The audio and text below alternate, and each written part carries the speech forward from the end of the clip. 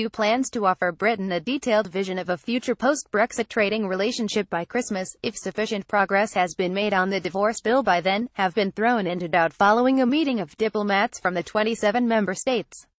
Leaked documents suggested earlier last week that European leaders would present an agreed position on a transition period and a trade deal in December, should the UK make further concessions. That promise was expected to be made at a European Council summit this week, where leaders are likely to rule that insufficient progress has been made at this stage on the opening withdrawal issues of citizens' rights, the financial settlement and the Irish border, and so trade talks would be delayed. However, it is understood that at a meeting of key diplomats on Friday evening, EU member states discussed weakening the language in the draft statement about their intentions in December, to give themselves greater flexibility in how they respond when they assess the rate of progress. Some member states argued during the 90-minute meeting in Brussels that the EU should not make any promises at all about having an agreed position by the time of the European Council summit on the 14th of December. Multiple EU sources said the member states were concerned that they might be boxing themselves in. "How detailed do we want to be about what we will do in December?" one said. "Some feel that maybe we should be more general."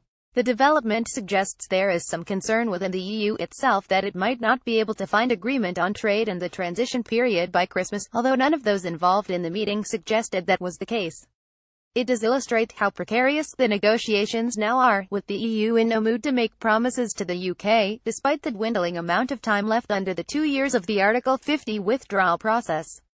The Observer understands EU diplomats did agree that the bloc will promise at the European Council summit this week to start internally scoping out their own vision of a future transition period and trade deal. However, one source said the move was both prudent planning by the EU and an attempt to encourage the British negotiators to be more forthcoming in the most difficult areas of the talks.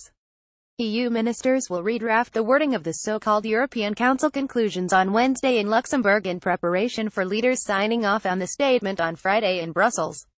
The development follows a difficult week for the British government, which was told by the EU's chief negotiator, Michel Barnier, that the talks were in a very disturbing state of deadlock due mainly to Britain's reluctance to offer any detail on what financial commitments it is willing to honor. The European Commission's President, Jean-Claude Juncker, while acknowledging Europe's debt of gratitude to the UK for its role during the war, after the war, before the war, also insisted now they have to pay.